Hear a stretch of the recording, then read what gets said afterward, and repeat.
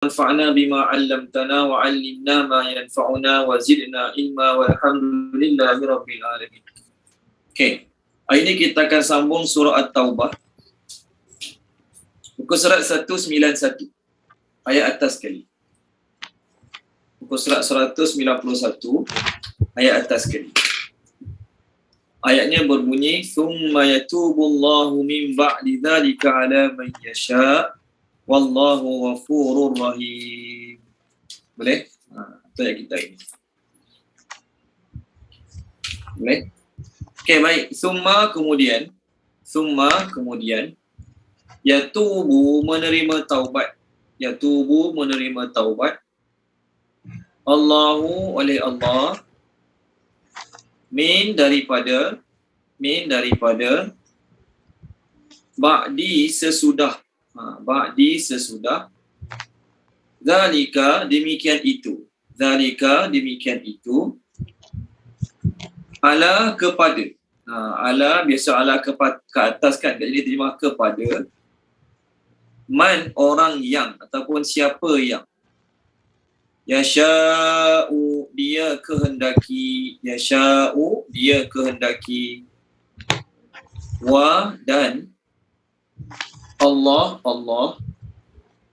Ghafurun maha pengampun, Rahimun maha penyayang.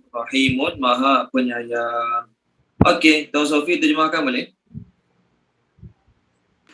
Bismillahirrahmanirrahim. Kemudian menerima taubat oleh Allah daripada sesudah demikian itu kepada orang yang dia kehendaki, dan dia Allah maha pengampun, maha penyayang. Okey, baik. Kita dalam peperangan apa sekarang? Kita sekarang berbicara tentang peperangan Hunain. Peperangan Hunain ialah peperangan yang berlaku di tempat nama Hunain. Berperang dengan puak kabilah Hawazin. Dalam kabilah Hawazin tu ada juga Bani Sa'ad. Daripada Bani Sa'ad itulah Bani Sa'ad bin Bakar. Daripada Bani Sa'ad itulah datangnya ibu susuan Nabi SAW yang dipanggil Halimatus Sa'diyah. Sebab tu dalam riwayat mengatakan dalam ketika mana Nabi SAW tawan 6,000 tawanan kabilah Bani Hawazin ni, 6,000 tawanan, di antaranya adalah Syaimah. Syaimah ialah adik-beradik perempuan susuan Nabi SAW. Adik-beradik susu Nabi SAW. Kerana Syaimah ni adalah anak kepada Halimatus Sa'diyah. Dia pun antara yang kena tawan juga dalam peperangan ini. Rasulullah SAW tunggu berhari-hari, tetapi puak kabilah Hawazin tetap tidak datang menyerah diri. Masa tu Rasulullah dah ada 6,000 orang tawanan puak Hawazin. Dan harta-harta benda mereka termasuklah unta, lembu, kambing semua telah dirampas sebagai harta ghanimah daripada orang Islam. Lalu tidak berapa lama datanglah wakil kabilah puak Hawazin ni yang dihantar oleh Malik bin Auf untuk memohon maaf kepada Nabi SAW. Mereka hantar wakil jumpa Nabi SAW untuk memohon maaf kepada Nabi SAW. Mereka menghantar penyair yang hebat. Untuk meminta pada Nabi SAW. Mereka menghantar cepat. Main kat luar. Tutup pintu, main kat luar. Okey. Mereka menghantar seorang penyair hebat namanya Abdullah bin As-Sardu. Abdullah bin Syarat ni, dia hebat dalam penyair. Jadi dia pergi jumpa Nabi SAW. Dia menyampaikan syair pada Nabi SAW untuk memujuk Nabi melepaskan tawanan-tawanan kabilah Bani Hawazin. Lalu, Nabi SAW cakap pada Bani Hashim dan juga Bani Abdul Muttalib. Nabi cakap pada Bani Hashim dan juga Bani Abdul Muttalib. Nabi kata, wahai Bani Hashim dan Bani Abdul Muttalib, sudikah kiranya kamu membebaskan tawanan-tawanan mereka dengan tanpa sebarang pampasan. Sebab mereka telah lembut hati datang minta maaf dengan aku, iaitu wakil kabilah Bani Hawazin ni. Dan kalaulah kita nak membebaskan mereka dengan pampasan, mereka tidak ada harta lagi. Mereka tak ada harta lagi. Harta mereka semua kita telah rampas dalam peperangan baru ni, peperangan Hunain tu. Maka Bani Hashim dan juga Bani Abdul Muttalib setelah mendengar apa yang Nabi SAW sampaikan, maka mereka semua dengan rela hati bersetuju untuk menyerahkan tawanan-tawanan tersebut kepada kabilah Bani Hawazin dengan rela hati. Tak ada seorang pun kata, tak nak bagi, tak nak. Semua mereka setuju dengan rela hati. Kerana apa? Mereka telah pun mendapat harta ghanimah yang banyak kan. Lepas kita bincang. Sampai Nabi tak bagi langsung pada orang-orang Madinah. Nabi bagi pada orang. Jadi ayat ni Allah turunkan. Allah nak beritahu bahawasanya Allah menerima taubat siapa yang dia kehendaki. Jadi pertama ayat ni nak beritahu Allah terima taubat orang-orang kabilah Bani Hawazin yang berperang dengan Nabi peperangan Hunain. Allah terima taubat mereka, akhirnya mereka masuk Islam. Mereka kembali ke Taif dengan mengembangkan Islam, mengamalkan ajaran Islam di sana. Yang kedua, maksud ayat ni Allah menerima taubat pada siapa yang dia nak. Tak siapa dia. Maksud ayat ni ialah Allah menerima taubat daripada sahabat-sahabat Nabi yang lari ketika mana peperangan sedang berlangsung. Kan kita cerita minggu lepas, ayat yang ke muka surat 190. Okey, minggu lepas kan kita cerita muka surat 190 ayat yang ke-25. Allah Subhanahu Wa Taala cakap, okey 25, ingat tak ketika mana Allah tolong kamu dalam banyak peperangan dan di antaranya peperangan Hunain. Lalu rasa ramai telah menyebabkan kamu kagum. Sedangkan ramainya bilangan tidak memberi manfaat pada kamu sedikit pun. Lalu menjadi sempit kepada kamu bumi yang luas, lalu kamu lari ke belakang bercerai-berai. Jadi dalam ayat itu Allah mencela ataupun Allah menyalahkan sahabat-sahabat yang mereka lari meninggalkan medan peperangan. Sedangkan Nabi ada bersama mereka. Salah ke tak salah? Salah. Lari daripada medan perang antara satu kesalahan. Mereka masa tu lebih kurang 12,000 orang. 10,000 orang lama, 2,000 orang baru. 10,000 orang lama, 2,000 orang baru. Mereka lawan orang-orang Hawazin ni dengan jumlah yang tak sampai 10,000. Masa tu mereka ada perasaan kita ramai, takkan kita kalah. Lalu Allah Ta'ala buat mereka kalah, lalu Allah Ta'ala buat mereka jadi kucar kacir, haru biru, sehingga mereka lari ke belakang. Jadi lari ke belakang meninggalkan Rasulullah SAW. Dosa ke tak berdosa? Dosa. Dalam peperangan berdosa. Akhirnya mereka juga yang lari dalam peperangan meminta maaf pada Nabi SAW.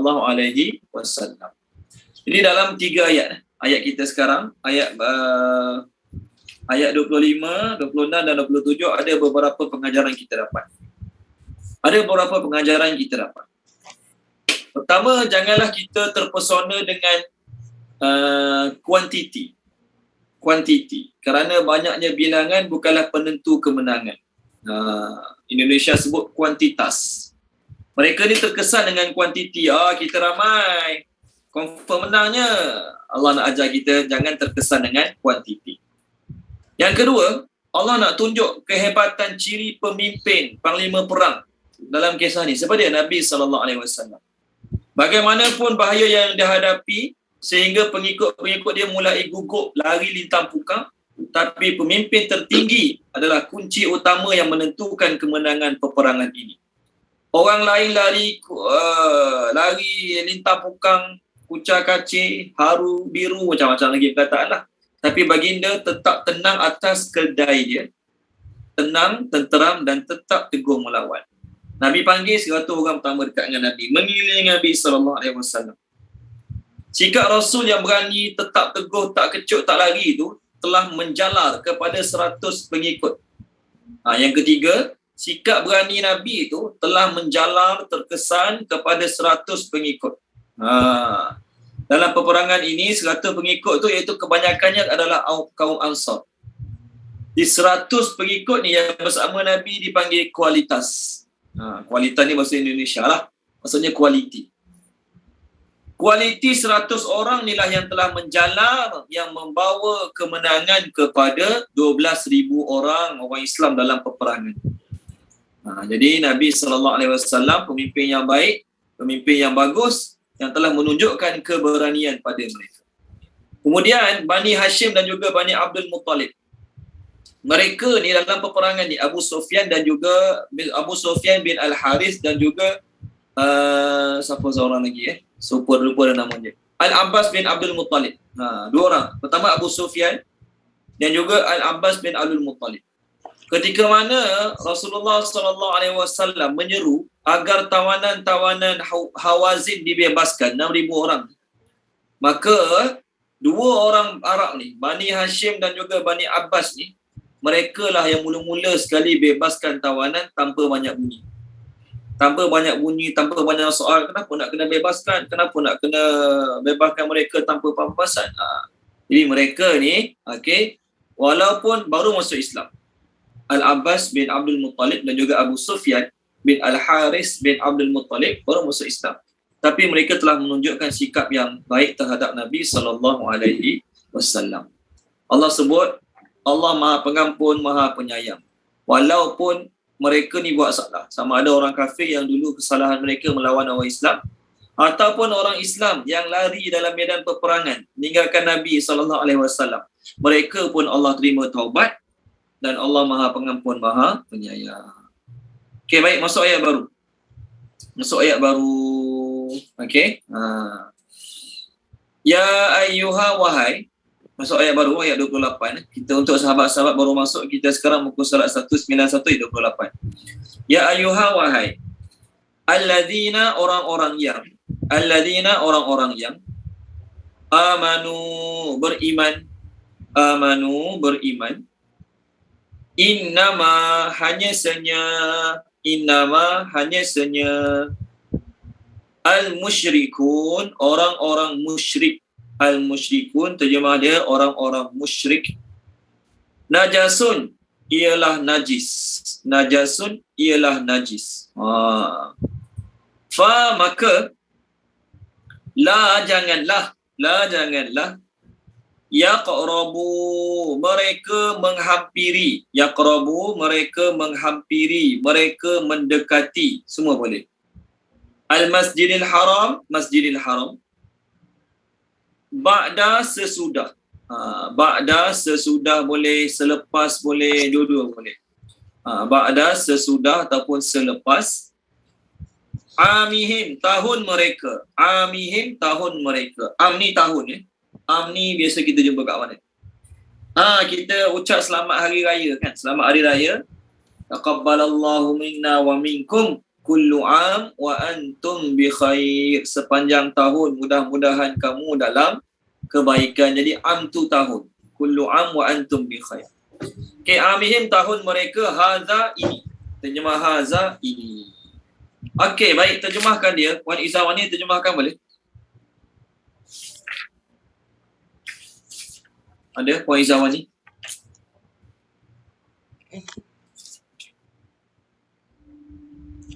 Sorry.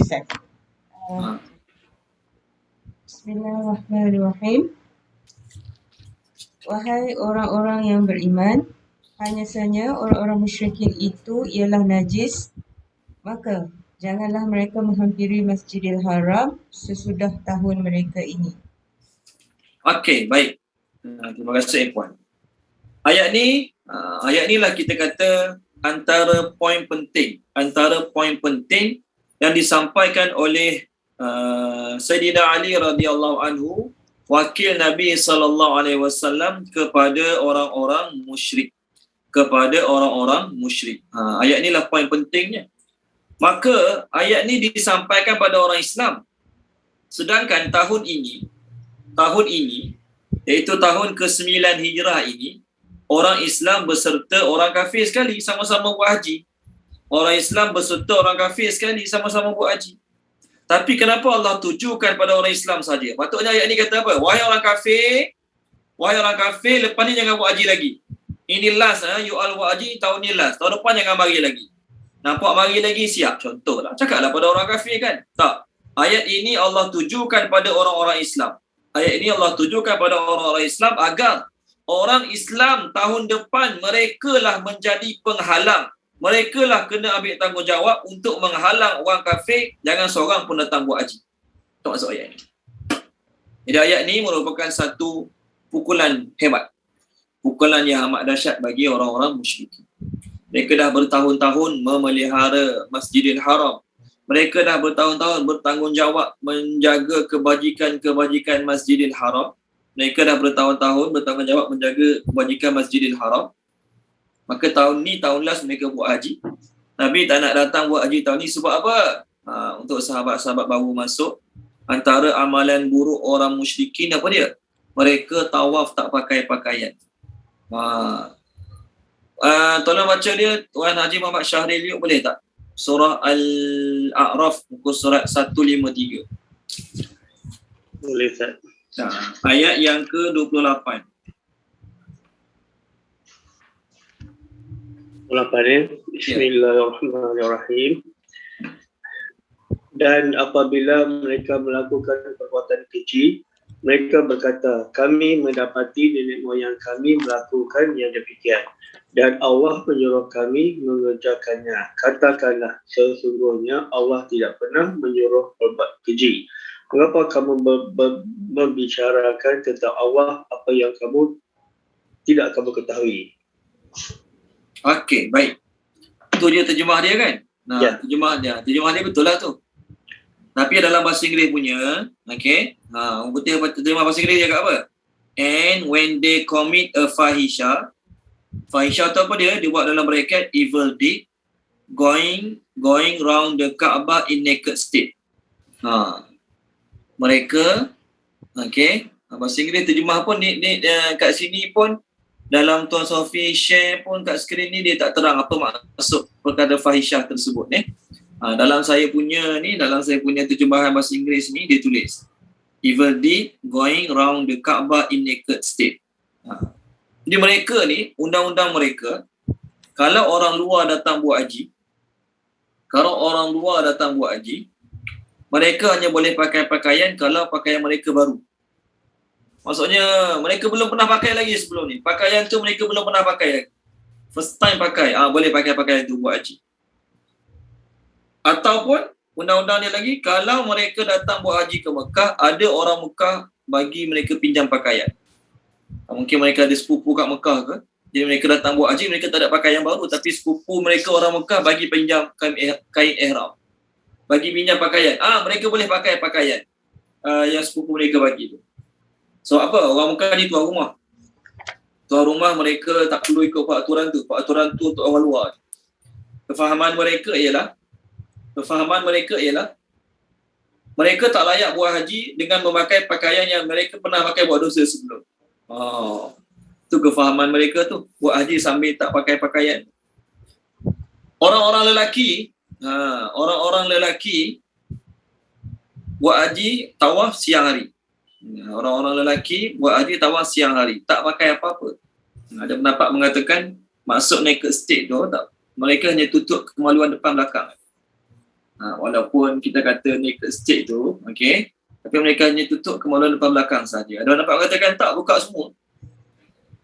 Manakala wanita-wanita mereka buat umrah tawaf malam hari. Mereka buat tawaf di malam hari. Sambil mereka tawaf, mereka kata apa dia? Al-yawma yabdu ba'duhu aw kulluh wa ma bada minhu fala uhillu. Pada hari ini telah terlihat keseluruhannya ataupun sebahagiannya. Maksudnya mereka ni, orang jaga aurat sebelum ni. Orang-orang musyrikin yang datang buat haji ni, sebelum ni jaga aurat. Okey? Malu juga mereka nak buka aurat orang ramai, tapi undang-undang zaman tu buat haji kena buka baju. Malam-malam mereka tawaf buka baju sambil bersyair, al-yawma yabdu ba'duhu aw kulluh, pada hari ini telah zahir aurat sebahagiannya ataupun keseluruhannya. Wa ma bada minhu fala uhilluh, wala bagaimanapun apa yang kamu nampak, apa yang dilihat, apa yang terzahir pada malam ini, aku tidak menghalalkannya. Jangan duduk congok lama-lama tengok tenung. Malam ni ramai orang buat tawaf ni, dia tengok ramai-ramai. Bukan tayangan percuma, bukan. Mereka anggap benda tu satu ibadat. Lepas tu Allah turunkan ayat muka surat sebelah tadi kan. Tadi Tuan Haji Syahril baca 153. Tengok 154. Boleh tak buka buku surat 154, tolong baca Puan Nora Zila ayat atas sekali. Ayat 31. Tadi Tuan Syahrin baca ayat yang ke-28. 154 31. ayat 1. A'udzubillahi minasyaitonirrajim.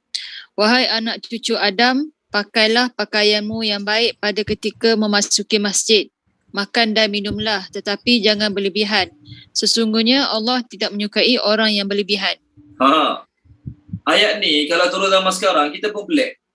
Awak Allah suruh pakai pakaian, kita memang pakai pakaian pun tak ada orang pergi masjid hari ni.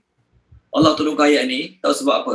Sebab ajaran zaman dulu ni, ajaran musyrikin Mekah ni, mereka tawaf sambil tidak memakai pakaian. Itu satu pelik dah. Yang kedua pelik, semayang sambil bersiul-siul. Semayang sambil tepuk-tepuk tangan. Dan mereka anggap ini Allah suruh. Semayang sambil bersiul-siul, sambil tepuk-tepuk tangan. Semayang juga. Tapi mereka anggap benda tu suruhan Allah. Tolong baca dia Puan Asma boleh? Puan Asma tolong baca surah Al-Anfal. Muka surat 181 ayat 35. 81:30.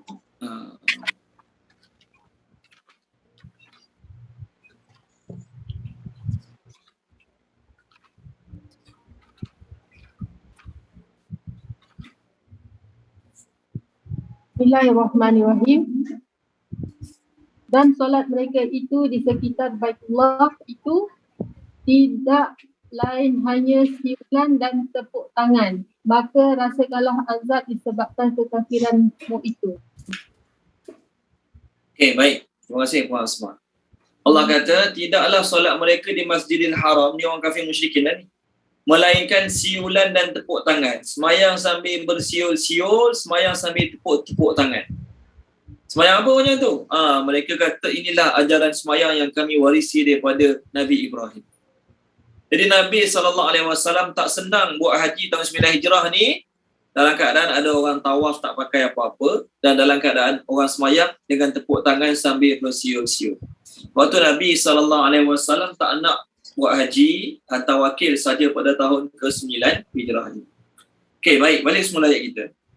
Dalam ayat kita ni Allah kata, wahai orang-orang mukmin, wahai orang beriman, sesungguhnya orang-orang musyrikin tu najis. Apa makna najis kat sini? Makna najis kat sini ialah najis dari sudut akidahnya. Najis dari sudut akidahnya. Bukanlah najis dari sudut zahir. Sebab ada orang-orang yang salah faham. Dr. Hamka tulis, ada orang-orang yang salah faham dengan menganggap orang-orang kafir semua najis. Kalau bersalam dengan mereka, kena cuci tangan. Kalau ambil beli barang-barang pada mereka, kena cuci dulu. Ini kefahaman yang salah. Masjid tempat suci. Masjid tempat paling baik. Masjid tempat yang paling sempurna. Maka orang-orang yang nak masuk masjid, mestilah orang mensucikan dirinya daripada hadas kecil dengan ambil wuduk. Dan kena mensucikan dirinya dengan hadas besar. Kalau dia ada hadas besar.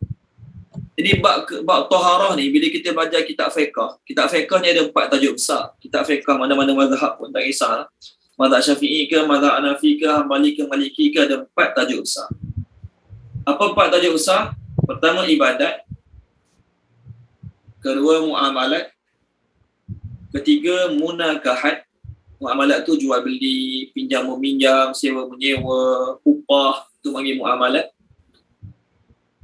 Yang ketiga dipanggil munakahat, hukum nikah kahwin. Bab nikah kahwin, mas kahwin, cerai berai, nafkah anak, tu dipanggil bab munakahat. Yang keempat dipanggil janayat ataupun jinayat, jenayah, hukum hudud. Hukum kalau pukul orang, hukum kalau ambil harta orang, tu jenayah. Jadi 4 tajuk besar ni, tuan-tuan dan puan-puan, nombor 1 sekali, ibadat.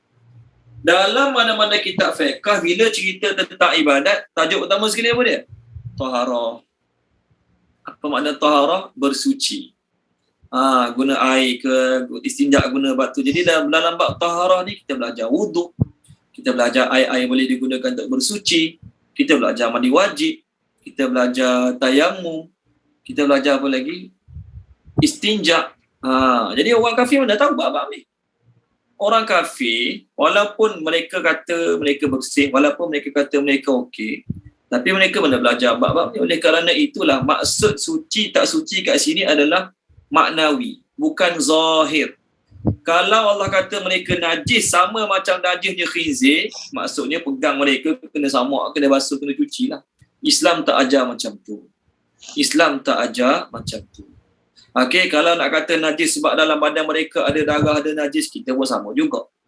Maka Dr. Hamka tulis, agama Islam tidaklah ada peraturan sebagaimana agama Hindu yang memandang kasta, syudra, paria sebagai kasta yang najis.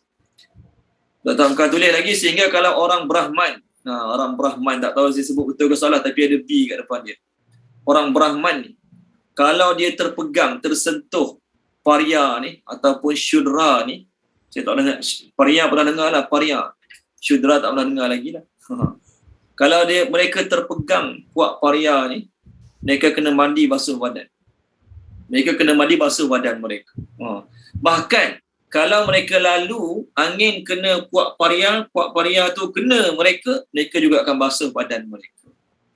Ni kasta yang ada dalam ajaran Hindu. Jadi kalau Islam pun, dia tengok orang kafir, bila jumpa orang kafir, anggap mereka najis, barang beli pada mereka kena suci, tu tak kena. Nabi SAW, ketika mana Nabi menerima utusan-utusan kafir, sama ada musyrikin ke, datang jumpa Nabi kat Masjidil Haram, kat Masjid Madinah, Nabi bagi masuk. Begitu juga utusan Nasrani datang, orang Yahudi datang, Nasrani Najran datang jumpa Nabi SAW, bincang tentang Nabi Isa AS. Nabi bagi masuk Masjid Madinah.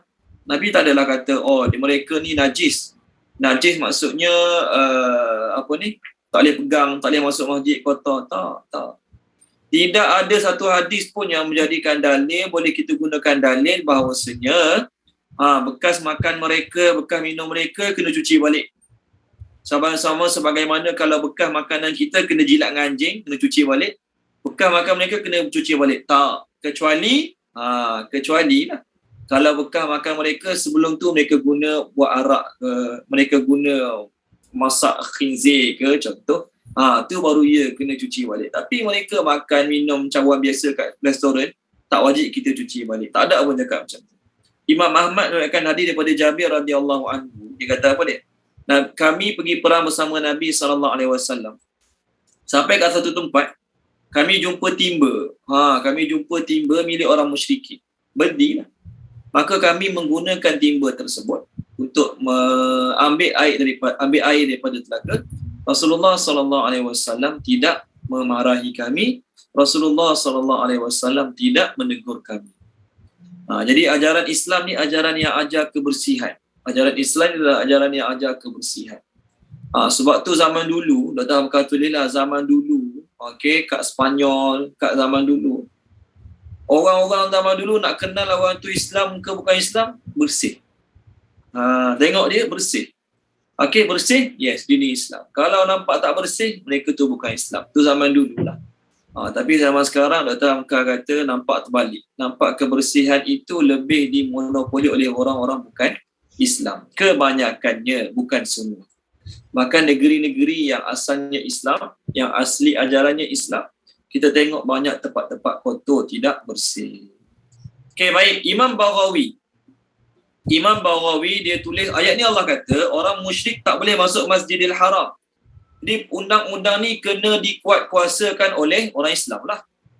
Orang musyrik mana fikir nak amal ayat ni? Orang Islam lah kena pertahankan ayat ini.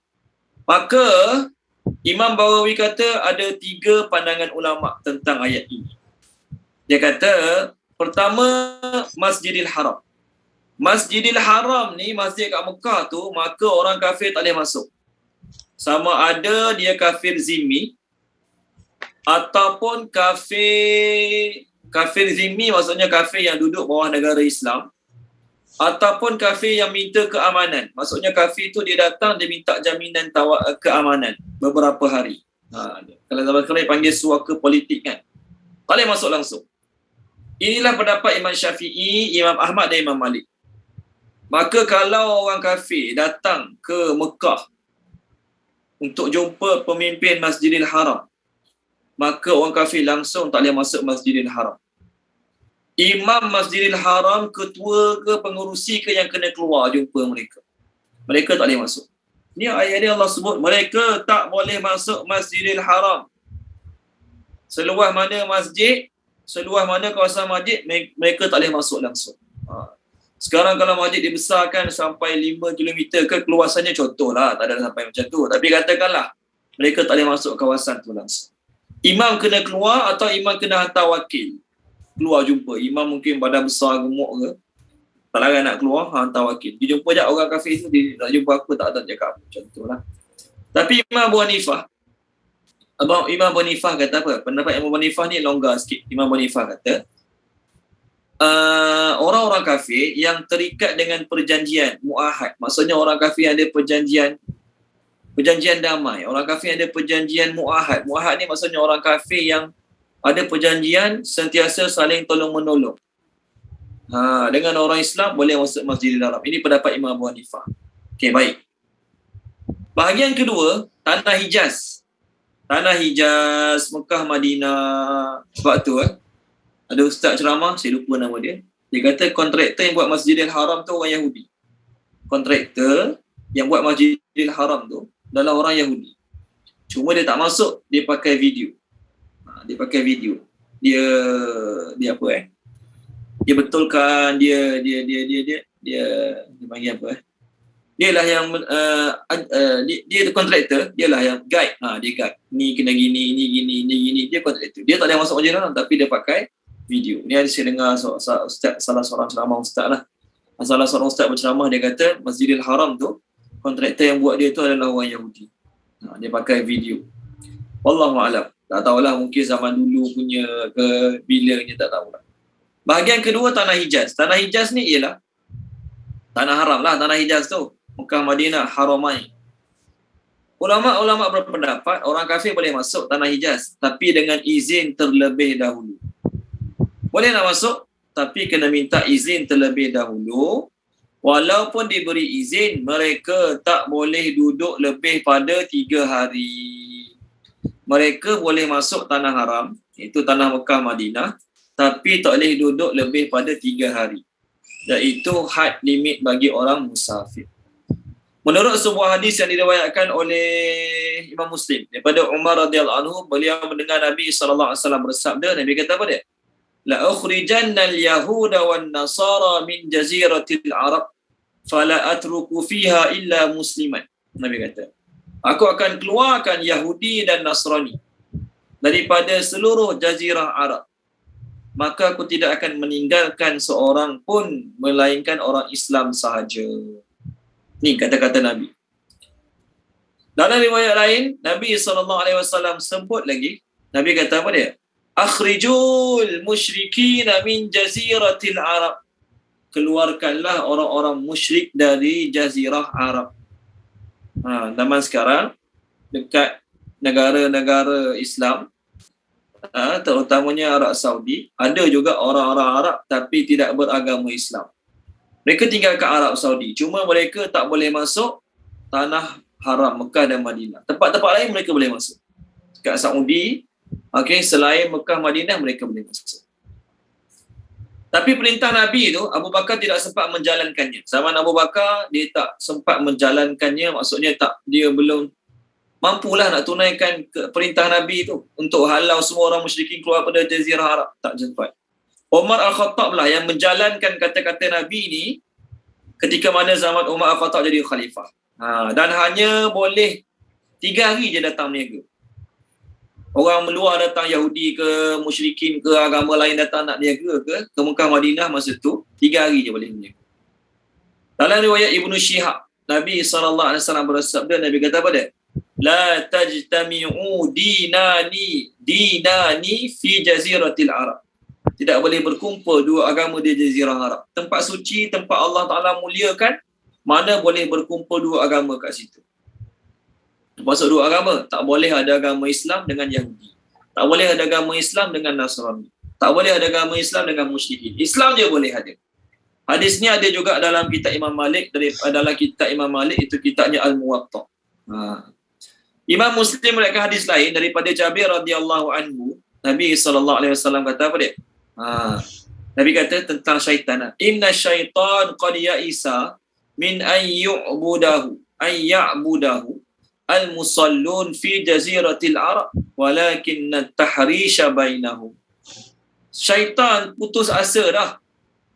Syaitan sesungguhnya putus asa untuk dia disembah oleh orang-orang yang menyembah di Jaziratil Arab. Kat Jazirah Arab, syaitan putus asa dah nak buat orang sembah dia.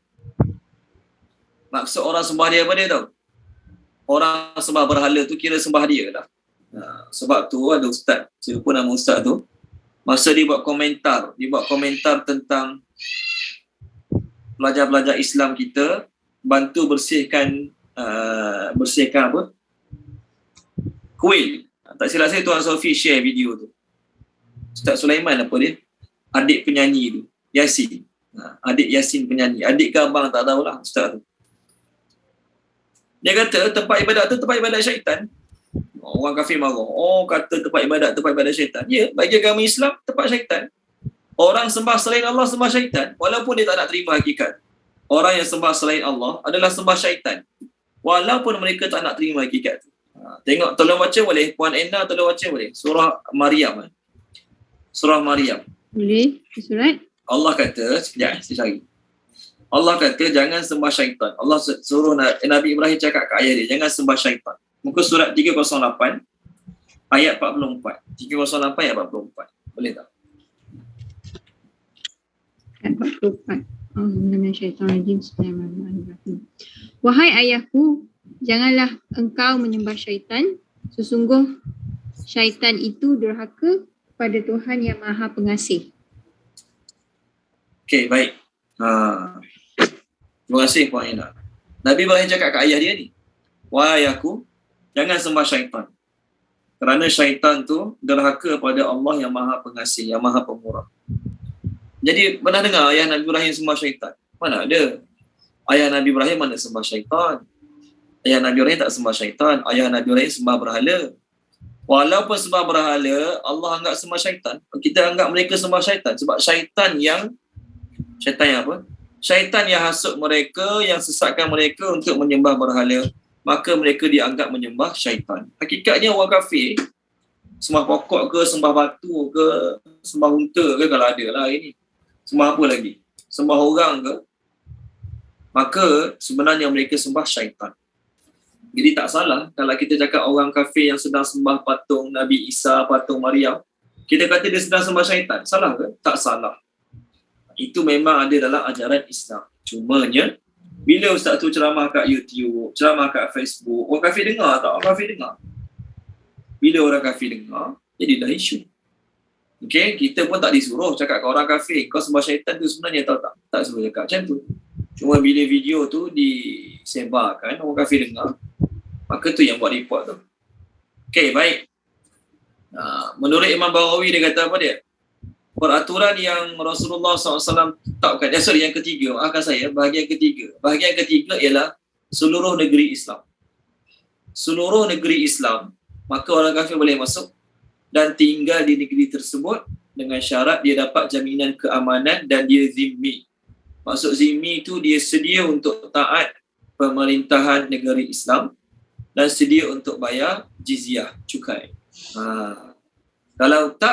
Kalau dia kafir harbi, itu kafir yang sentiasa memerangi negara Islam, kafir yang sentiasa memusuhi negara Islam, maka kafir itu tak dibenarkan masuk mana-mana negara Islam. Mana-mana negara Islam tak boleh masuk. Bukan Madinah lagi lah, tak boleh. Ada izin ke, tak ada izin ke, tetap tak boleh masuk. Walau bagaimanapun kita kata apa dia, undang-undang ni kita hanya ikut apa yang sahih. Kalau Yahudi ke, Nasrani ke, mereka menyamar masuk Islam. Mengucap 2 kalimah syahadah kat Masjid Putrajaya. Dia Yahudi.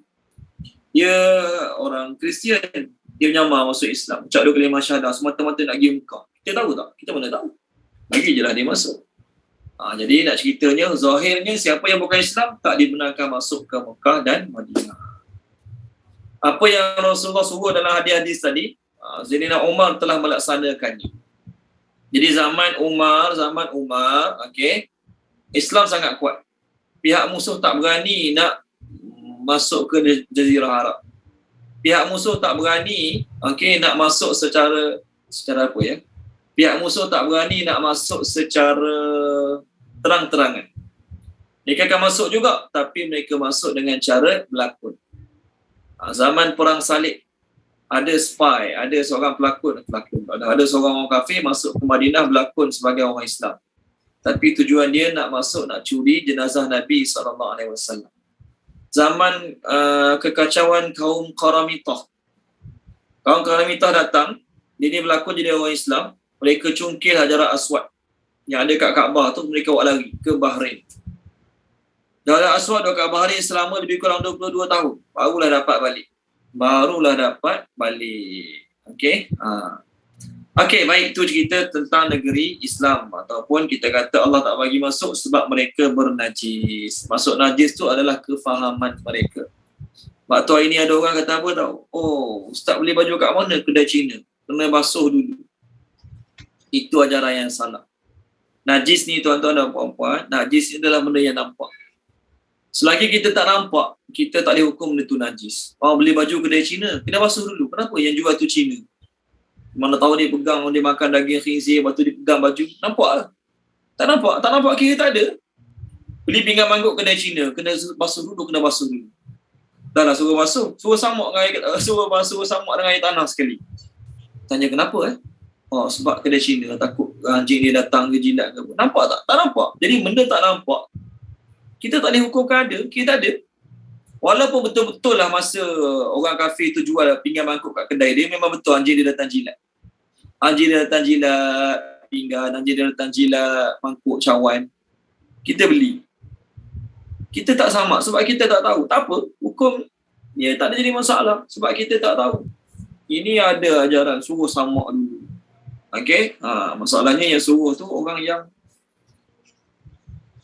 orang kuat agama tapi ilmu agama banyak kekeliruan ataupun masih kurang. Maka dia kata semua benda yang beli kepada orang Cina kena samak. Okey? Naik kapal terbang China Airline tak nak pula samak dulu. Okey, baik, seterusnya. Wadan sama ayat baru 28 ni. In jika khiftum kamu takut ailatan kemiskinan. Aku betul terjemah apa dia? Poverty due to loss of trade. Ailatan kemiskinan. Daripada perkataan ailatan ni keluar perkataan apa tak? Daripada perkataan ailatan ni keluar perkataan ailan. Tengok surah Ad-Duha. Tolong baca boleh? Nik Hana tolong baca boleh Nik Hana. Surah Ad-Duha. Allah cakap kat Nabi Muhammad sallallahu alaihi wasallam, "Wa wajadaka ailan fa aghna." Muka surat 596. Tolong baca Nik Hana muka surat 596 boleh?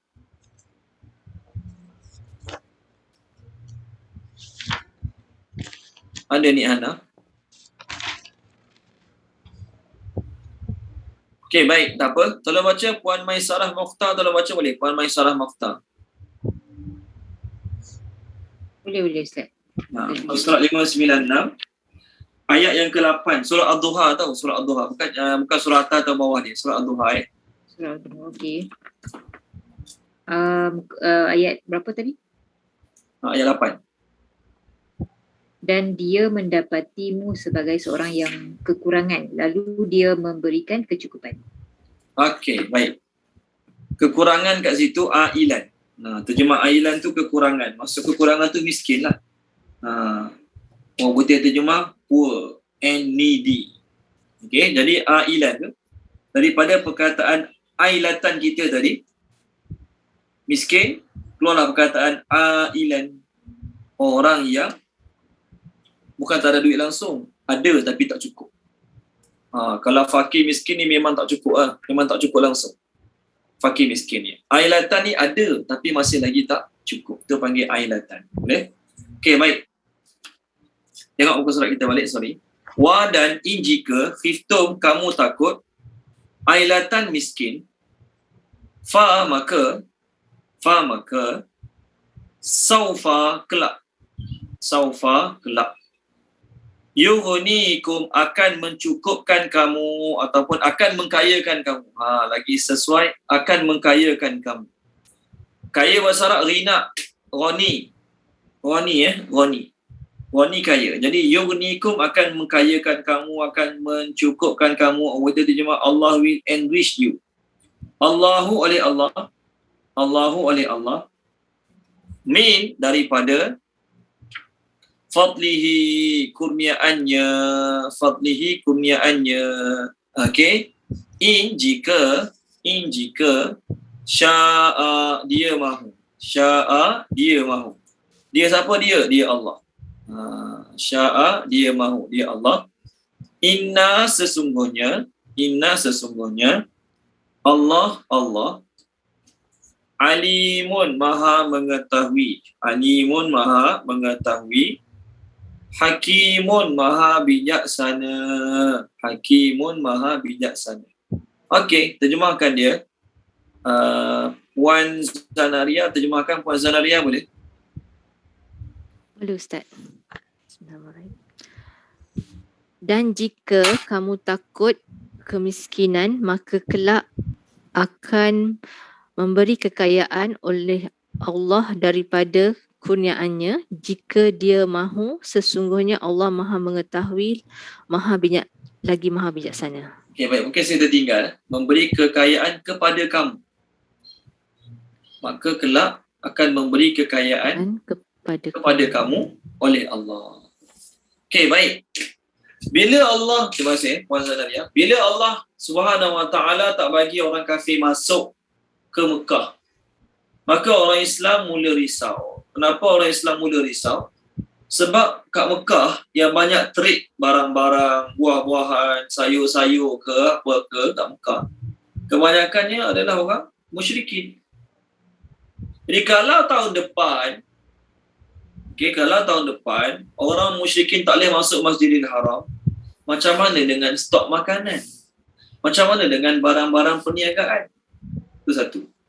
Ataupun kebanyakan peniaga di Mekah adalah orang-orang kafir yang masuk Islam. Sebelum ni mereka kafir, mereka meniaga, mereka kafir. Jadi bila Nabi Muhammad datang, mereka masuk Islam. Okeylah, yang 2,000 orang tadi. 10,000 Nabi bersama sahabat-sahabat yang lama, 2,000 yang baru masuk Islam. Mereka businessman kat Mekah sebelum. Jadi mereka, orang Mekah, tuan-tuan dan puan-puan, orang Mekah musim haji ni, musim buat duit gila-gila punya. Guru-guru saya kata orang Mekah ni berniaga 4 bulan setahun. 4 bulan lagi tutup kedai. Kerana 4 bulan dia berniaga tu boleh cover setahun. Orang ramai datang buat haji. Ayah kata orang ramai datang buat haji boleh buat duit. Masjid Tabung Haji Kelana Jaya tu, musim haji kita buka kedai minuman. Tu pun boleh buat duit ya. Musim haji, pergi buka kedai kat Masjid Kelana Jaya, jual lah apa-apa tu. InsyaAllah. Ramai orang beli. Masjid Tabung Haji Kelana Jaya. Sekarang dah pindah lah kat Movenpick kan. Okey, baik. Jadi orang-orang yang berniaga kat Mekah ni dia kata, alamak tahun depan ramai tak boleh datang. Macam mana ramai tak boleh datang? Macam mana bisnes kita? Maka Allah Ta'ala cakap awal-awal lagi. Kalau kamu takut miskin, takut tak cukup, jangan risau. Allah Ta'ala akan cukupkan kamu. Allah Ta'ala akan beri kekayaan pada kamu daripada kurniaannya. Tapi Allah tak janji nak bagi semua. Allah tak janji nak bagi kaya semua. Allah letak syarat jika dia kehendaki. Kalau Allah nak, Allah bagi kaya. Kalau Allah tak suka kamu walaupun Islam, walaupun duduk kat Mekah, amalan kamu bodoh, perangai kamu buruk, kalau Allah tak nak kayakan kamu tak dapat kekayaan tersebut. Allah Maha mengetahui bagaimana keadaan kamu dan Allah Ta'ala Maha bijaksana yang menentukan hukum hakam ini terhadap kamu. Okey, baik, seterusnya ayat 29. Sambung Qatilu, perangilah. Alladzina, orang-orang yang la tidak yu'minuna beriman bi dengan Allah, Allah. Wa dan la tidak. La tidak. Tambah sikit juga. La tidak juga. Bi dengan al-yaumi hari. Al-yaumi hari. Al-akhir akhirat. Al-akhir akhirat. Wa dan la tidak juga. La tidak juga. Yuharrimuna mereka mengharamkan. Yuharrimuna mereka mengharamkan. Ma apa yang harrama telah mengharamkan. Harrama telah mengharamkan. Okey. Allahu oleh Allah. Allahu oleh Allah. Wa dan rasuluhu rasulnya. Rasuluhu rasulnya. Wa dan wa dan la tidak. Yadinuna mereka beragama. Yadinuna mereka beragama. Dinal haq dengan agama yang benar. Terjemah dinal haq dengan agama yang benar. Min daripada allazina orang-orang yang utu telah diberikan Alkitab kitab. Hatta sehinggalah yu'tu mereka membayar al-jizyah terjemah jizyah apa makna jizyah? Cukai boleh, ufti pun boleh. An dengan yadin patuh. Maksud yadin tu patuh, bukan tangan. Maksud bukan bayar jizyah dengan tangan. Maksudnya patuh. Wa sedang ataupun padahal. Hum mereka orang kafir.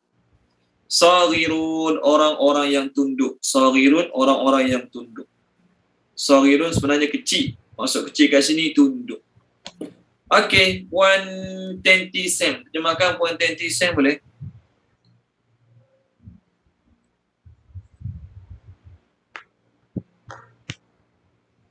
Ada puan 20 sen?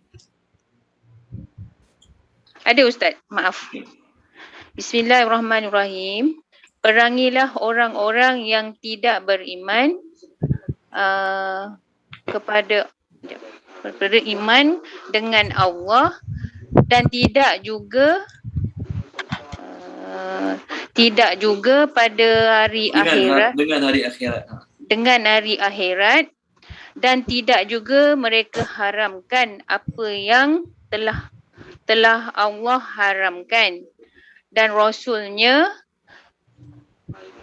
dan tidak beragama dengan agama yang benar daripada orang-orang yang telah diberikan kitab sehinggalah mereka membayar jizyah dengan patuh dan mereka orang-orang yang tunduk. Okey, baik. Ayat ni tuan-tuan dan puan-puan, terima kasih ya Puan Tenti Sam. Kalau orang kafir baca, dia buka Quran kita, terjemahan, dia baca ni je. Dia tak baca ayat lain. Apa pandangan mereka? Orang Islam, buku dia suruh perangi kita. Orang Islam, buku dia, itu Al-Quran ni, suruh perangi kita. Jadi ada orang kafir, saya lupa nama dia. Kat mana dia tak ingat lah. Tanya Dr. Zakir Naik. Kenapa Quran kamu kata bila orang kata Islam pengganah kamu tak setuju. Bila orang kata Islam pengganah kamu tak setuju, tapi kitab kamu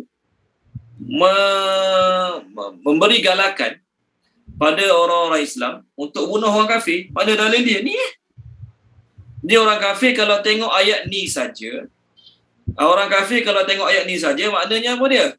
Memang orang Islam ni kerja dia bunuh orang. Mana dalil dia ni? Dia pun baca ayat kita ni. Baik, Dr. Zakir Naik jawab, ya, memang Allah suruh perangi orang kafir. Memang Allah suruh perangi orang kafir. Tapi Allah suruh perangi orang kafir yang mana? Yang dalam Allah suruh perangi orang kafir yang memerangi kamu. Kalau orang kafir tak nak perangi kamu, kamu tak wajib pun perangi mereka. Baik, yang kedua, Dr. Zakir Naik jawab, ayat ni turun semasa suasana perang.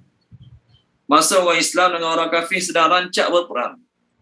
Ni ketika mana orang Islam dengan orang kafir sedang rancak berperang. Maka masa tu kena serang habis-habisan. Kena serang habis-habisan. Okey, baik. Pertama Allah suruh Nabi SAW perangi orang-orang yang tidak beriman dengan Allah dan tidak hari akhirat. Orang apa? Orang apa yang tidak beriman dengan Allah dan hari akhirat? Orang yang tidak beriman dengan Allah dan hari akhirat adalah orang musyrikin. Orang Yahudi Nasrani, walaupun mereka Yahudi Nasrani mereka beriman dengan Allah tapi mereka musyriklah. Masuk musyrik tu mereka kata Allah ada isteri, Allah ada anak. Mana kita masuk? Adapun orang Arab, mereka beriman dengan Allah tapi akhirat tak ada bagi mereka. Maka permulaan ayat ni adalah Allah suruh Nabi memerangi orang Arab musyrikin. Sebab itulah peperangan pertama, kedua, ketiga berlaku dengan orang-orang musyrikin Mekah. Kemudian Nabi SAW mula memerangi orang Yahudi ketika mana mereka berlanggar perjanjian terhadap Nabi SAW. Yahudi di Madinah ada 3 puak, Bani Nadir, Bani Quraizah, Bani Qainuqa. Ketiga-tiga puak ni telah dihalau. Ada yang diperangi, ada yang dibunuh dan ada yang dihalau oleh Nabi dan sahabat-sahabat. Sebab mereka tidak berpegang dengan janji. Okey. Kemudian ayat ni, pertama, Allah suruh perangi orang tidak beriman dengan Allah dan hari akhirat, iaitu orang musyrikin. Kemudian Allah suruh Nabi dengan sahabat-sahabat memerangi orang yang tidak mengharamkan apa yang diharamkan oleh Allah dan orang yang tidak mengharamkan apa yang diharamkan oleh Rasulnya. Siapa kat sini? Maksud kat sini ialah orang-orang Yahudi dan orang-orang Nasrani. Orang-orang Yahudi dan orang-orang Nasrani, mereka naklah diperangi oleh orang-orang Islam sehinggalah mereka bayar jizyah, tax. Mereka kena bayar tax jizyah. Dan mereka bayar jizyah dalam keadaan tunduk dengan rela hati, bukan dalam keadaan terpaksa, dalam keadaan tak rela. Banyak mana jizyah? Okay, kita bincang jizyah. Boleh? Jadi Allah suruh orang Islam setelah mereka menguasai Mekah, Allah suruh orang Islam luaskan empire-nya untuk menguasai orang-orang kafir yang lain. Mula-mula apa dia, tuan-tuan dan puan-puan? Mula-mula dakwah dulu, cerita dulu, bagi kefahaman yang jelas pada mereka tentang Islam. Oh, betul. Mula-mula explain dulu. Sebab tu masa Nabi SAW kat Mekah, Allah tak bagi perang kan? Walhal orang-orang Islam yang duduk Mekah, mereka walaupun minoriti tapi mereka biasa berperang sebelum ni. Jadi apa salahnya kalau kat Mekah Allah suruh Nabi berperang? Walaupun tak menang, at least orang-orang Mekah tu tak adalah kita kata berani buat lebih kurang. Ni orang Mekah, mereka boleh, mereka boleh tindas Islam, mereka boleh seksa Islam sewenang-wenangnya tanpa ada sebarang halangan daripada mana-mana pihak. Jadi kenapalah Allah tak suruh perang kat Mekah? Jawapannya ialah, salah satu lah, ada 5-6 jawapan lah. Tapi salah satunya ialah, masa tu Islam belum disebarkan secara menyeluruh. Oleh kerana perkembangan dakwah disekat di Mekah, maka Islam tak mampu disampaikan secara menyeluruh. Dan kalaulah Islam disampaikan secara menyeluruh pun pada masa tu, maklumat mereka tentang Islam, mereka belum dapat secara menyeluruh. Oleh kerana itulah Allah tak suruh dan Allah tak bagi lagi mereka berperang kat Mekah. Mereka kalau boleh nak perang, kalau boleh mereka nak perang, tapi Allah tak bagi mereka berperang di Mekah kerana Islam belum disampaikan secara menyeluruh. Jadi kita pun hari ni jangan fikir orang kafir bunuh. Kita kalau bunuh orang kafir, sebelum kita explain pada mereka tentang Islam, kita salah. Yang kedua, syaitan gembira. Syaitan gembira tak? Syaitan gembira sebab kita telah bunuh orang yang akan bersama-sama dengan dia dalam neraka. Syaitan suka. Nabi Musa tumbuk orang kafir, mati. Kalau kita apa dia? Patutnya dapat pingat gagah berani lah kan, bunuh orang kafir mati. Tapi Nabi Musa kata apa? Ni perbuatan syaitan. Kenapa perbuatan syaitan? Bunuh orang kafir, belum didakwah, belum diajak tentang Islam, bunuh dia, lalu dia mati as a kafir. Allah suka kan? Syaitan yang suka. Jadi kalau kita bangga buat kerja macam tu, kita telah menggembirakan syaitan. Yang pertama, explain dulu, dakwah dulu, cerita dulu tentang Islam. Okay? Kalau mereka nak terima, Alhamdulillah. Kalau mereka tak nak terima, kalau masa tu Islam menguasai, maka orang Islam kena suruh mereka bayar teks, cukai tahunan, bukan bulanan, bukan mingguan tau. Jadi apa definisi jizyah? Menurut Dr. Hamka, jizyah ialah wang sebagai tanda sedia tunduk dan patuh yang dikenakan kepada orang, bukan kepada tanah, bukan kepada rumah, bukan kepada binatang-binatang ternak. Ini bukan cukai tanah ni, bukan cukai tanah. Bukan cukai binatang-binatang ternak ni, tak. Ini adalah wang yang diberikan kepada kerajaan Islam sebagai tanda tunduk. Sebagai tanda tunduk bawah kekuasaan Islam. Di kalangan para sahabat Rasulullah SAW, apabila mereka kepung satu negeri, pertama mereka tulis surat menyampaikan pada penduduk negeri itu untuk mengajak mereka masuk Islam. Kalau mereka terima, maka mereka menjadi sama hak dengan orang Islam. Tak boleh diperangi, tak boleh dibunuh suka hati. Kalau ada negara lain datang nak serang, kerajaan Islam wajib tolong negara tersebut. Kewajipannya pun sama. Mereka wajib semayang, wajib bayar zakat, wajib puasa sama macam orang lain. Okey? Tapi kalau mereka tak nak meluk Islam, negara tersebut setelah dibagi surat, bagi utusan, dakwah suruh tak nak masuk Islam, maka mereka tidak dihalang untuk memeluk mana-mana agama mereka. Dan mereka tidak dihalang untuk mengadakan apa-apa ucara keagamaan mereka selama mana mereka tidak mengganggu-gugat orang-orang Islam lain di negara tersebut. Tetapi mereka hendaklah membayar cukai, jizyah, nama dia jizyah. Orang lama panggil ufti. Kalau mereka sanggup bayar jizyah kat negara Islam, maka wajib bagi pihak Islam memberi perlindungan kepada mereka. Baik dari gangguan orang Islam sendiri ataupun gangguan orang bukan Islam yang datang daripada luar. Kat Malaysia ni contohlah, kalau orang kafir sudi bayar cukai, sudi bayar jizyah yang kerajaan Islam tentukan, contohlah ni contoh. Cuma tak adalah jizyah ni kat negara kita, yang ada ni cukai-cukai lain. Cukai tahunan jizyah ni tak adalah.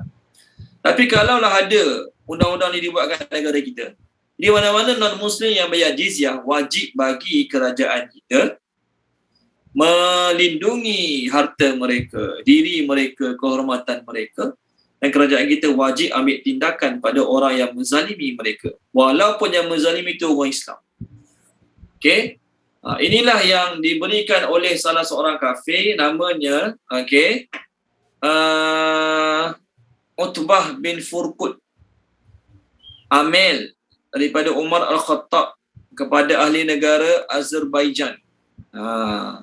Jadi semua negara Azerbaijan masa tu orang Islam telah tawan, tapi mereka tak nak masuk Islam. Jadi mereka diberi keamanan.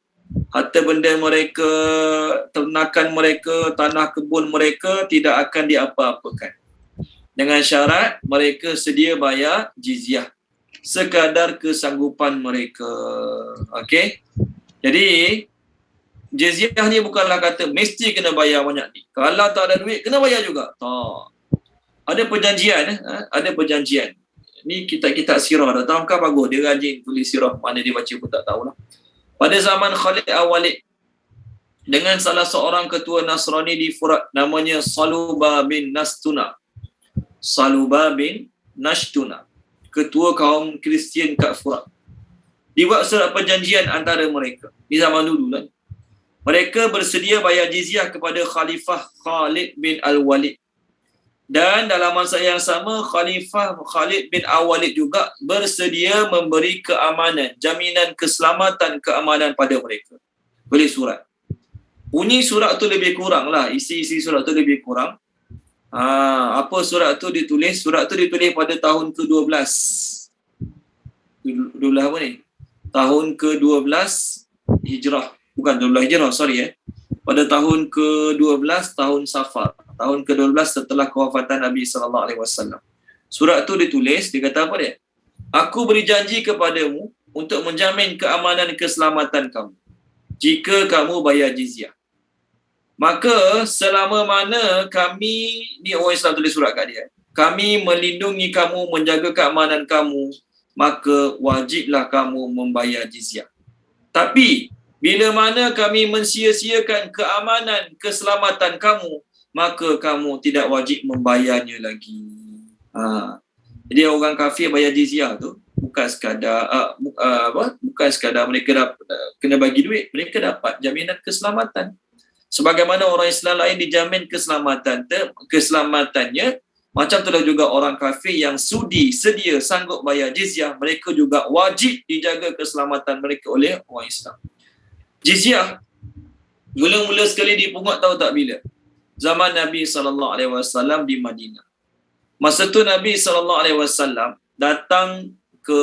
didatangi oleh Nasrani Najran.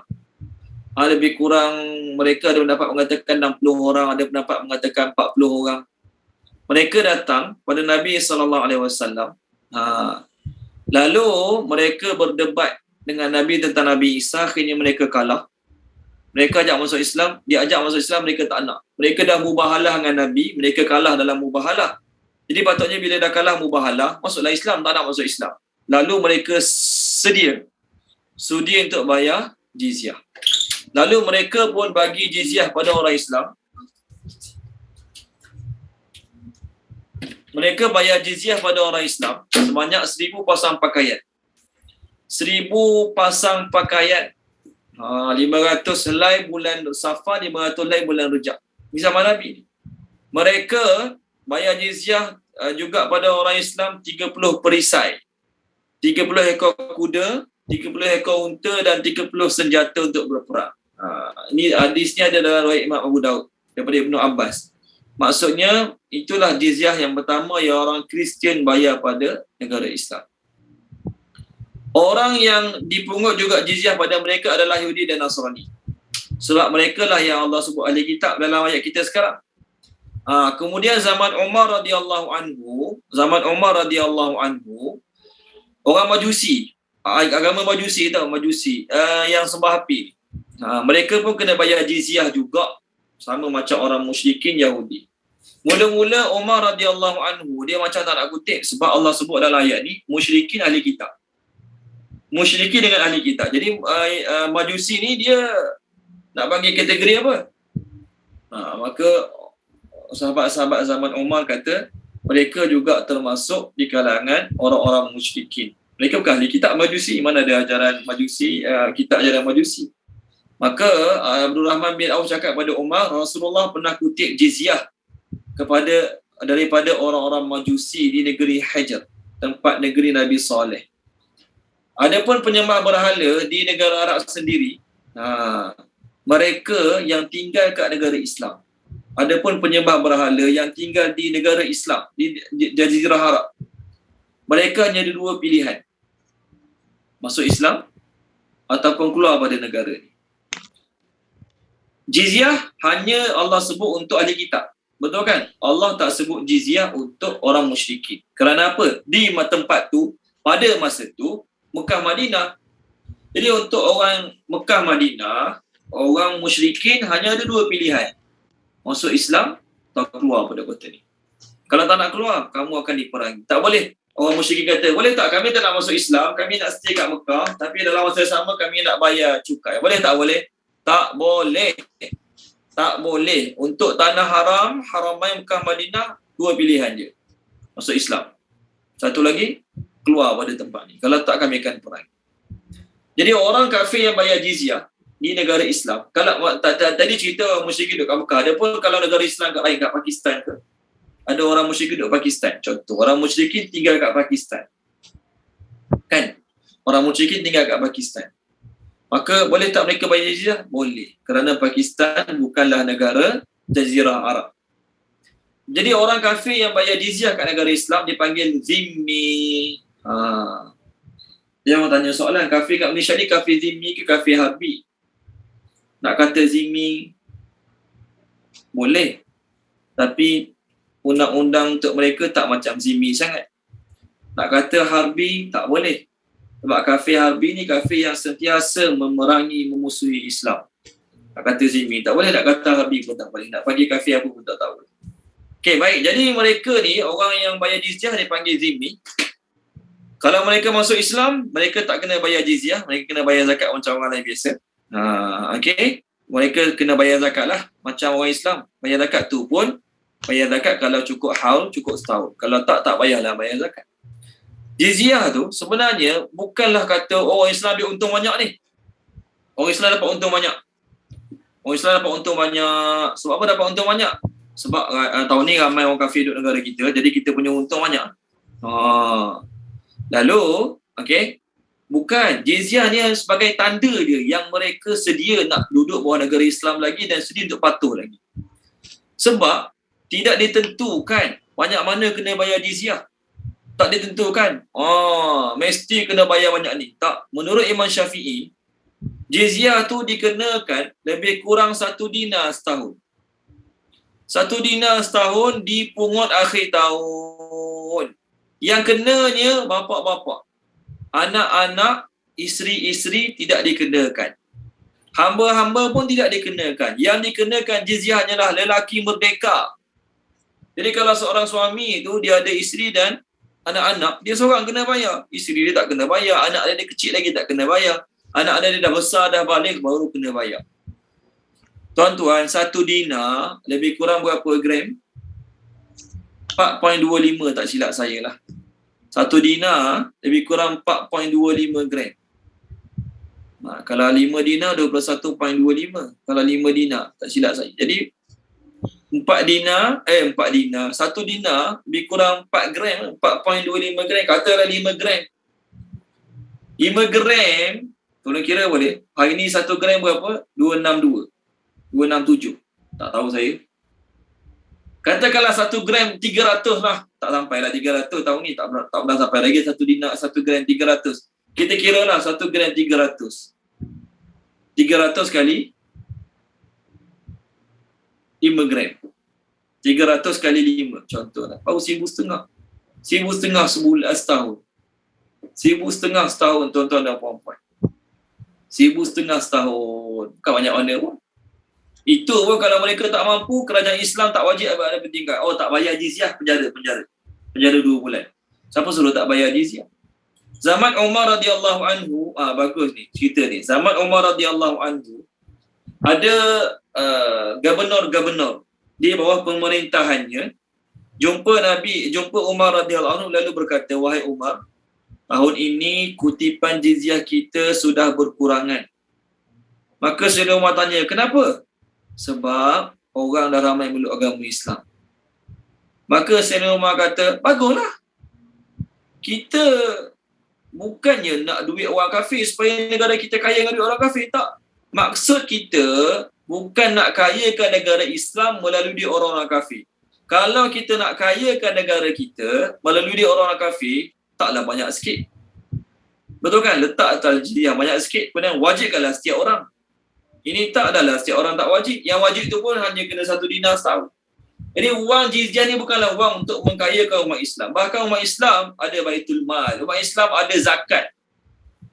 Okey, umat Islam ada zakat, ada baitul mal. Jadi takkanlah orang Islam, saya bilang Sayyidina Umar kata, apa masalah? Baguslah. Jizyah dah berkurangan. Sebab ramai orang kafir masuk Islam. Itulah maksud. Kenapa nak sedih pula? Orang Islam masih ada zakat. Orang Islam masih ada baitul mal.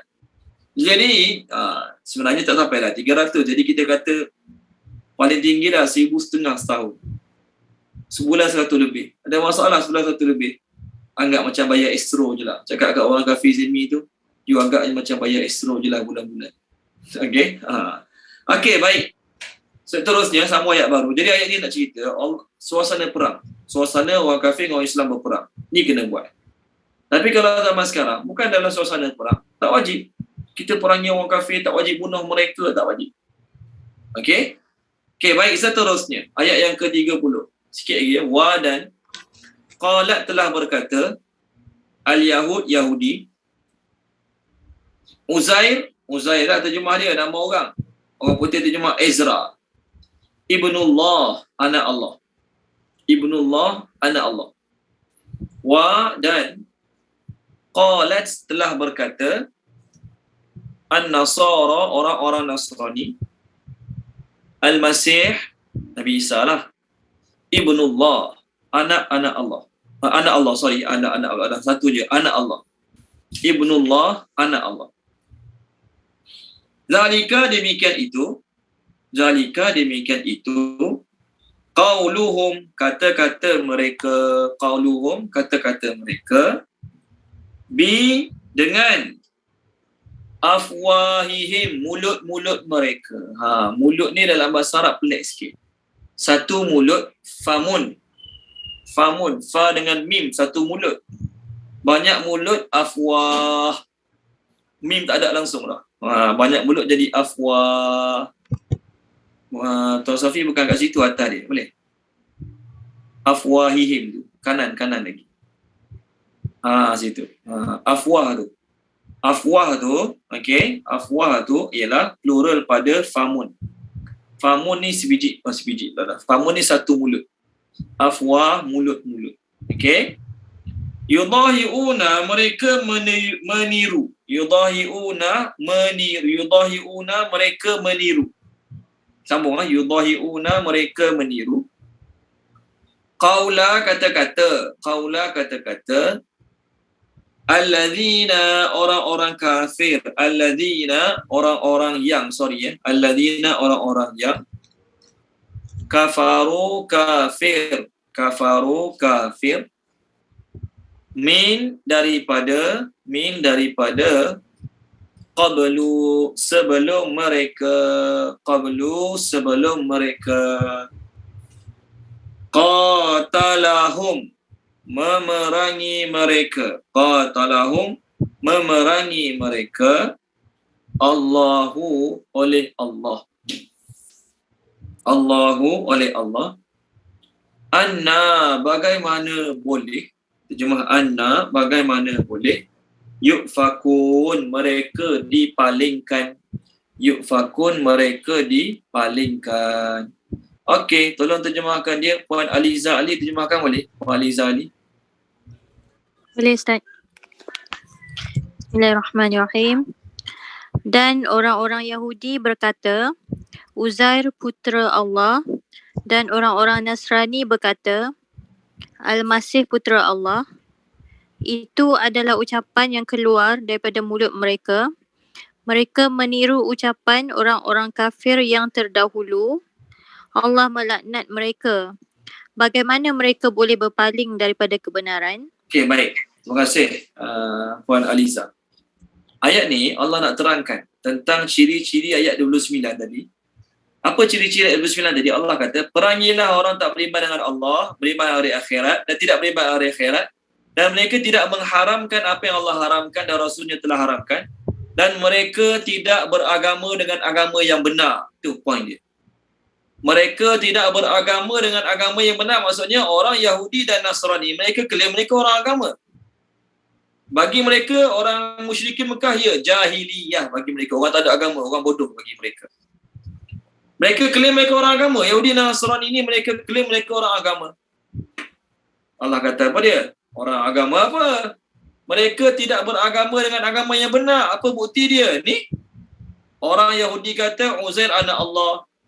Orang Nasrani kata Al-Masih anak Allah. Uzair ni siapa? Uzair ni, okay, baik. Bukan semua, okay, sorry, saya lupa nak terangkan. Orang Yahudi kata Uzair anak Allah. Bukan semua orang Yahudi berpendapat sedemikian. Ajaran Yahudi anak Allah, ajaran Uzair anak Allah ni timbul selepas zaman Nabi Daud alaihi salam. Maksudnya sebelum tu tak ada lagi orang Yahudi yang anggap Uzair anak Allah. Semua Yahudi sebelum zaman Nabi Daud, maksudnya Yahudi yang pure. Pure maksudnya Allah tak ada sekutu. Macam kita lah. Allah tak ada sekutu. Allah satu je. Tak ada isteri, tak ada anak, tak ada partner, tak ada. Sama macam kita. Lepas zaman Nabi Daud, zaman Nabi Sulaiman, lalu orang-orang Nasrani ni mula orang-orang Yahudi mula jatuh. Kemuncak kegemilangan orang Yahudi adalah zaman Nabi Daud dan juga zaman Nabi Sulaiman. Tu jatuh. Lalu lahirlah seorang Nabi, ada pendapat mengatakan wali, namanya Uzair. Uzair ni, dialah yang jadi Nabi yang mula mengembangkan balik ajaran-ajaran Yahudi dan mula membangunkan balik kejayaan dan kegemilangan orang Yahudi. Satu hari dia travel, keluar pada kampung dia, tak balik-balik. Nama dia disebut-sebut. Orang besar, kalau orang biasa pergi travel tak balik-balik, 2 hari je orang sembang, betul habis tak sembang pasal dia. Itu pun bukan semua tempat sembang pasal dia. Ini orang besar, Uzair, Ezra ni. Lepas 100 tahun, generasi cucu-cucu tu tengok dia balik semula. Walhal dulu orang kata dia dah mati dah, sebab cari ke mana-mana tak jumpa. Lepas 100 tahun dia hidup balik. Oleh kerana lepas dia mati dia hidup balik, maka orang Yahudi masa tu kata dia adalah anak Allah. Cerita dia dalam buku surat 43. Tolong baca boleh Puan Yusriza. Ada Puan Yusriza.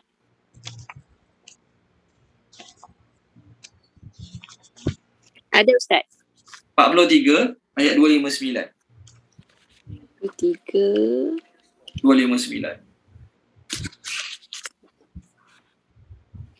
Bismillahirrahmanirrahim. Atau seperti orang yang telah melalui sebuah negeri yang mana bangunannya telah roboh hingga menutupi atap-atapnya. Dia berkata, bagaimana Allah menghidupkan kembali negeri ini setelah hancur? Lalu Allah mematikan orang itu selama 100 tahun. Kemudian dibangkitkannya kembali dan Allah bertanya, berapa lama engkau tinggal di sini? Dia menjawab, aku tinggal di sini sehari atau setengah hari. Allah berfirman, tidak, engkau telah tinggal 100 tahun. Lihatlah makanan dan minumanmu yang belum berubah, dan lihatlah kaldaimu yang telah menjadi tulang. Dan agar kami jadikan engkau sebagai tanda kekuasaan kami bagi manusia. Lihatlah tulang belulang kaldai. Bagaimana kami menyusunnya kembali, kemudian kami membalutnya dengan daging. Maka ketika telah jelas baginya, dia pun berkata, aku mengetahui bahawa Allah Maha Berkuasa atas segala sesuatu. Okey, terima kasih Puan. Panjang ayat dia ni. Cuma ayat ni Allah tak mention nama. Allah tak sebut pun nama siapa. Allah sebut orang yang melalui satu negeri. Siapa orang yang ni? Majority. Mufassirin mengatakan orang ini adalah Uzair. Oleh kerana dia mati, lepas 100 tahun hidup balik. Tu panggil dia anak Allah. Tu orang Yahudi panggil dia anak Allah tu. Jadi mereka telah sesat dengan mengatakan, telah syirik dengan mengatakan Allah ada anak. Siapa anak? Uzair ni anak mereka. Itu satu. Yang kedua, baik, Yahudi zaman Nabi Muhammad, dia tidaklah klaim benda yang sama. Yahudi zaman Nabi Muhammad. Cuma mereka tidak mengatakan salah apa yang nenek moyang mereka klaim. Yahudi zaman Nabi Muhammad tak adalah kata Uzair itu anak Allah, Ezra itu anak Allah. Tak. Yahudi zaman Nabi Muhammad tak kata macam tu. Itu kenapa Allah cerita juga dalam ni? Sebab mereka tidak mengatakan nenek moyang kami dulu pernah bersalah. Nenek moyang kami dulu pernah bersalah sebab anggap Uzair anak Allah. Mereka tidak menyatakan demikian, maka Allah anggap mereka setuju. Maka mereka dianggap setuju dengan kefahaman nenek moyang mereka. Okey? Bukan semua Yahudi anggap Ezra anak Allah. Yahudi yang sesatnya adalah Yahudi selepas zaman Nabi Daud alaihissalam. Lepas zaman Nabi Sulaiman alaihissalam. Okey, baik. Orang Nasrani kata pula Nabi Isa anak Allah. Ini salah satu daripada 3 kefahaman sesat orang Nasrani. Orang Nasrani ada yang berkefahaman Nabi Isa itu Tuhan, Tuhan itulah Isa, Isa itulah Tuhan.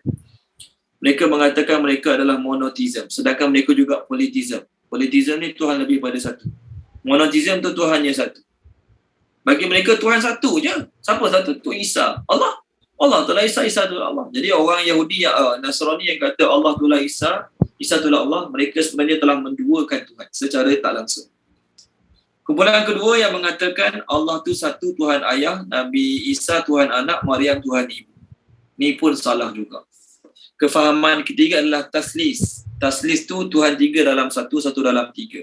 Bahasa Arab sebut taslis, bahasa Inggeris sebut Trinity, bahasa Indonesia sebut Tritunggal. Jadi ketiga-tiga kefahaman orang Nasrani, kalau tuan-tuan nak refer, tengoklah muka surat 120. 120,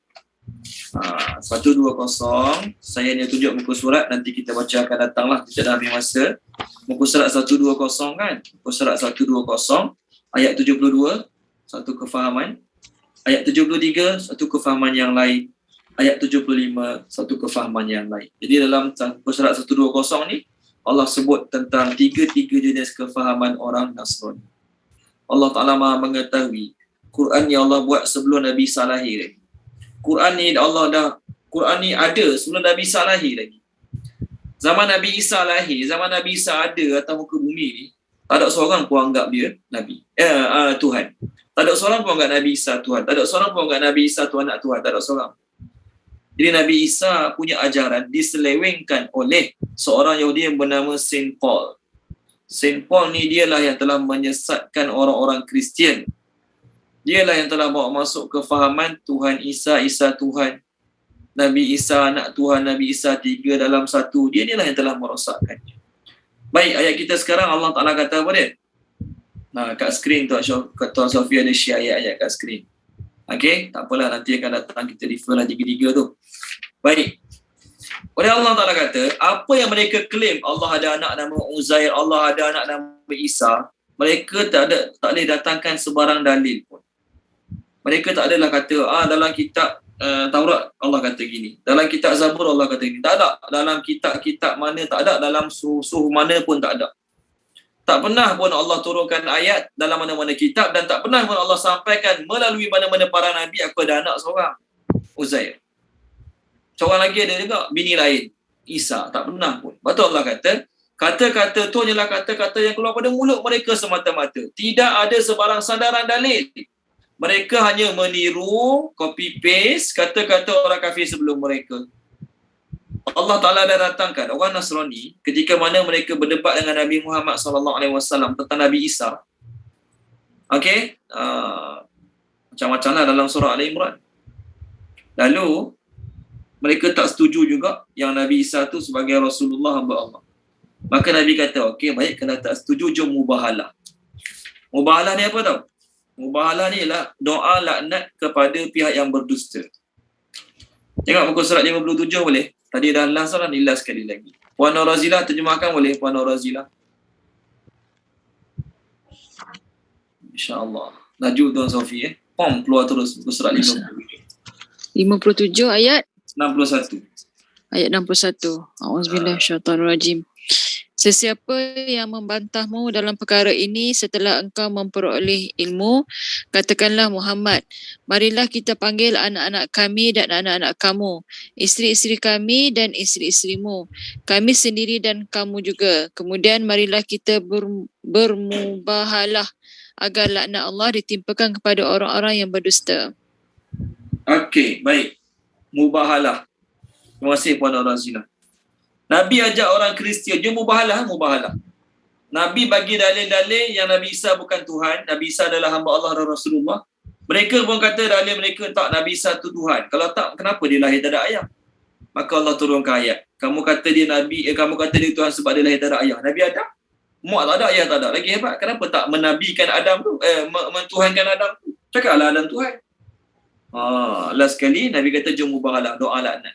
Mereka tak nak. Kalau mereka yakin mereka dia ajarannya benar, kefahamannya benar, ya mubahalah, doa laknat.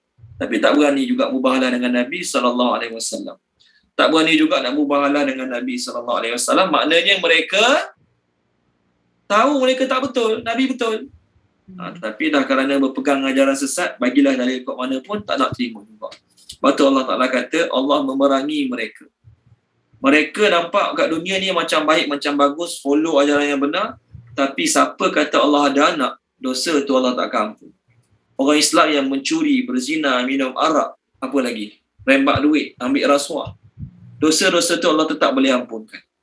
Tapi siapa kata Allah ada anak, walaupun dia tak pernah mencuri, tak pernah berzina, tak pernah minum arak, tak pernah makan khizir, tak pernah sakiti hati jiran pun, tapi dia kata Allah ada anak, Allah tak akan ampun dosa dia sampai bila-bila.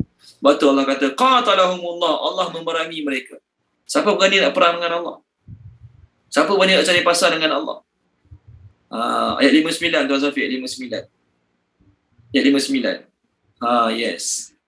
Ni, mereka datang jumpa Nabi, Tuan Safiq dah share kat skrin, saya baca je lah terjemah Tuan Safiq share kat skrin.